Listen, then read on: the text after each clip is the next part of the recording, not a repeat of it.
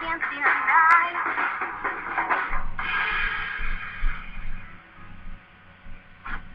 We started recording more lead vocals with the singer of the group. Don't try to want the truth. And as we were recording the vocals, everything sounded fine. She was singing. Everything was perfectly normal. And then every time we play back the tape,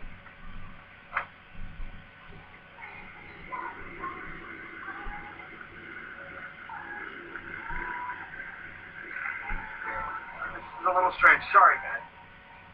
there was this low, kind of a voice rumbling sound on the vocal track.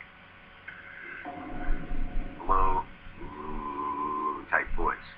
It's almost like a Gregorian kind of chant sound. We were like, what is that? You know, Jim Mitchell was one of the best engineers and still is. You know, he's won awards, he's got Grammys. There's a guy that's been working on records his whole life, saying this had never happened to him before ever. So we'd go back and record the vocal again. And we continued to do this about 4 or 5 times. Clouding up her mind for them that cloud. And at that point, we just gave up, and the band all left. The band took off. And at that point, we moved on to another instrument, and came back later and did the vocal again, and everything was fine. Very strange. Jim and myself were there late into the night. At this point, it was 4 o'clock in the morning. We were laying back and listening back, leaning in our chairs, checking out all the music that we recorded, just with our eyes closed.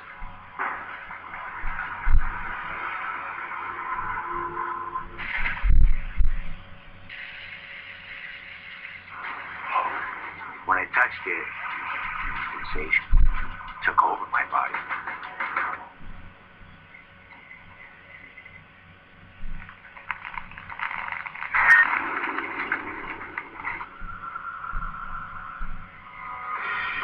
We were laying back and listening back, leaning in our chairs,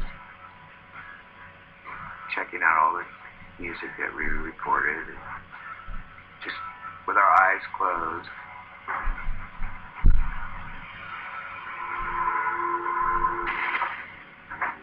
Jim kind of jumps out of his chair, looks over at me, and I said, Jim, what's up? Did you push my chair? And I was just like, Jim, yeah, I'm way over here, man. I didn't do it either. And he was like, man, this is crazy.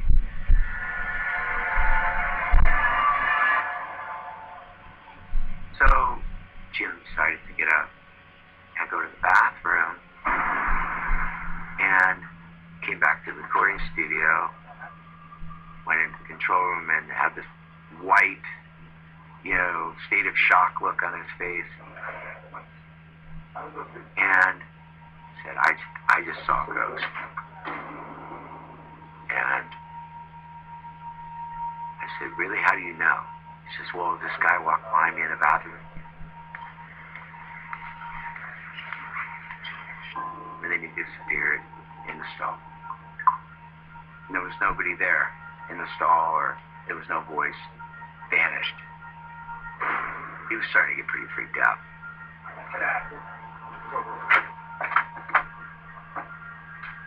And at that point, I said, well, let me see if anybody else is here in the studio. He says, no, it's empty. I know it's empty. Everyone's gone. All around us, the other studios in the area were empty. Everyone had gone home. The only person that was still there was the receptionist. Walked down the hallway to the lounge. We walked up together. I got right to the door casing.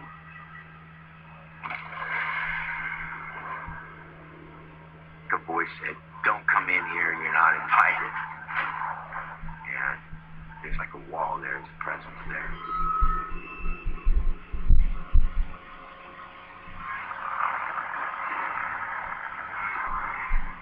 Out of my left corner of my eye, I saw this mass of air that looked like a small cloud floating across the room. And directly in front of me, about here, put my hand out. When I touched it, I backed off like this. It ran up my arm and down my body. A chill feeling just came through me like ice. That shocked me. You know, this sensation that took over my body for that split second, and then it was gone again. At that point, what just happened? State of shock.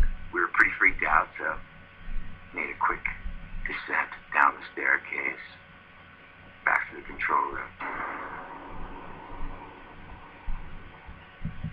Okay, so as you can see here, Mist Spirit again is one of the high-level spirits, high-ranking one, mid-ranking I would say, but it has some teeth. It's not one to take lightly.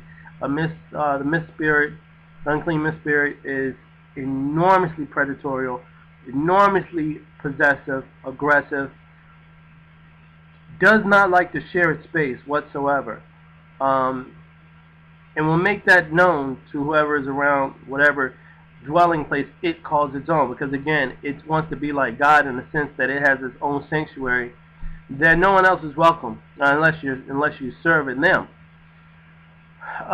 But again, we're going to look at more characteristics of this mist, and it's going to corroborate the scriptures.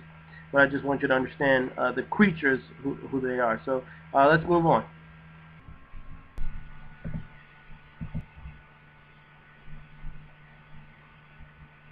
I think when I was growing up,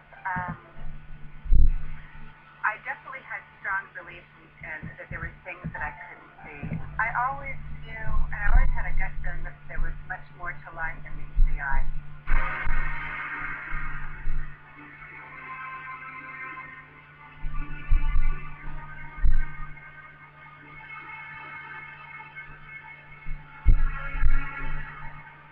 I remember even being in junior high school, and I think I was the only kid at school reading the Satanic Bible by Anton LaVey and looking at magic spells. And I think my parents were actually horrified in my interest in things that no one, the unexplainable or the esoteric, the paranormal. I grew up in a very religious Southern Baptist family, and there was no room for any discussion of ghosts or supernatural.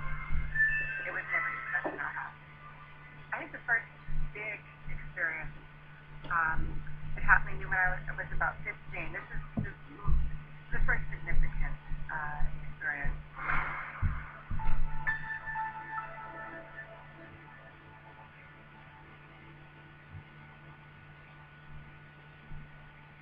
I was working at Swenson's Ice Cream, and I worked until about 9 or 10 o'clock at night.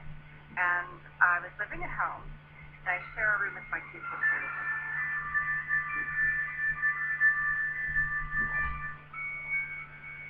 I got into bed, started to fall asleep, and I heard this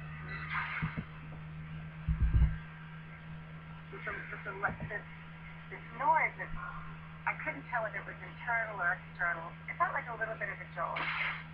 I got up, tried to think of what it possibly could be. I couldn't think of it. Nothing made any sense. So I got back into bed again.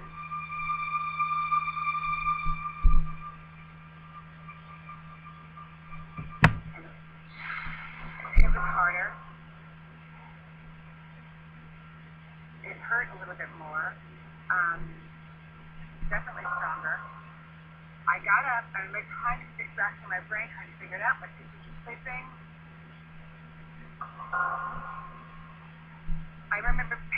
around a little bit, trying to figure out exactly what it could be.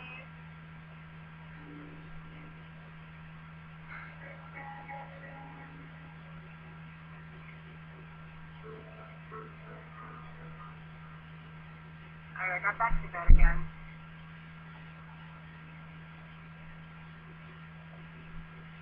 I started to fall asleep, and just as I was falling asleep, I was living at home, and I share a room with my two sisters.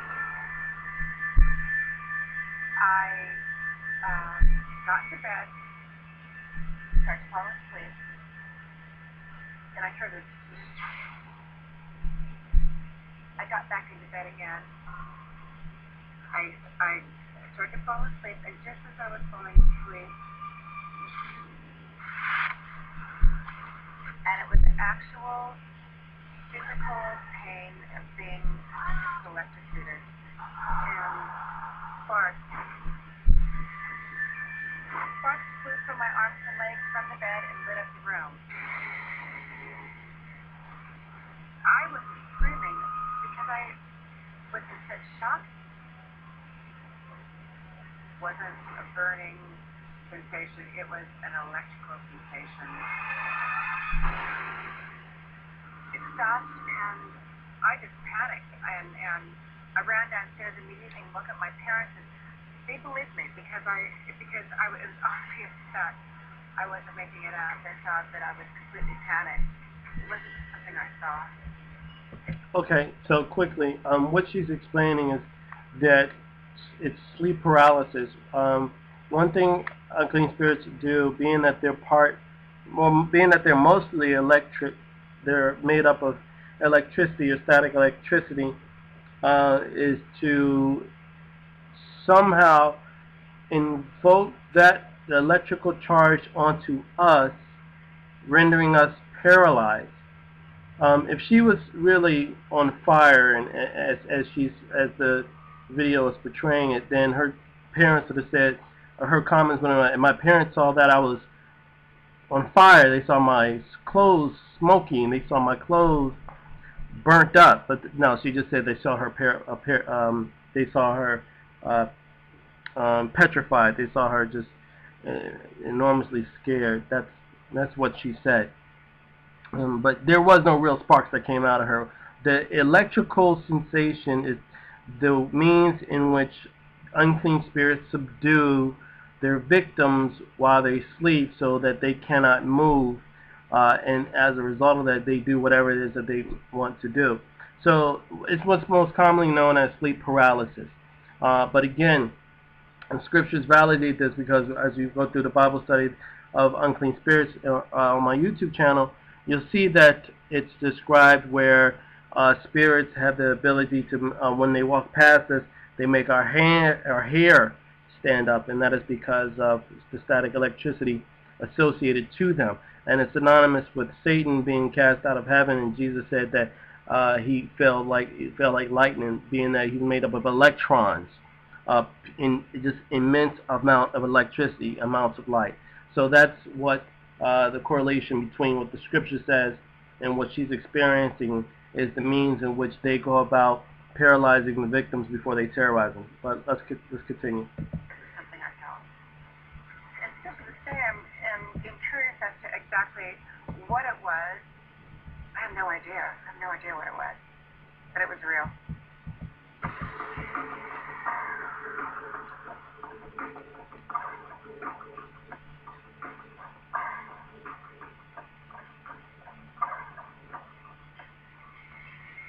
Back in the late 70s, I went traveling to London with a girlfriend of mine.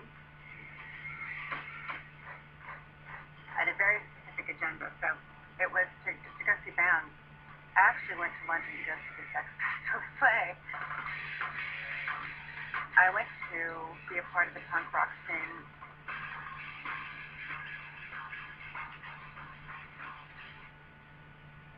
In London in the late 70s was very run down. It wasn't like it is now.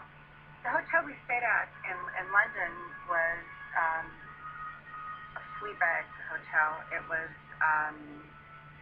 right across the street from Paddington Station. We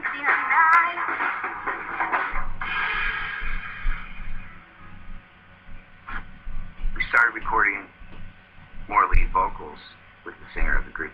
And as we were recording the vocals, everything sounded fine. She was singing. We were like, what is that? You know, Jim Mitchell was one of the best engineers and still is. You know, he's won awards, he's got Grammys. There's a guy that's been working on records his whole life, saying this had never happened to him before ever. So we'd go back and record the vocal again. Everything was perfectly normal. And then every time we'd play back the tape,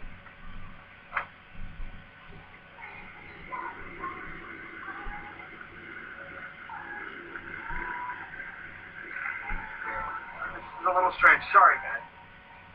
there was this low, kind of a voice rumbling sound on the vocal track. Low, type voice. It's almost like a Gregorian kind of chant sound. And we continued to do this about 4 or 5 times. Clouding up her mind, or is it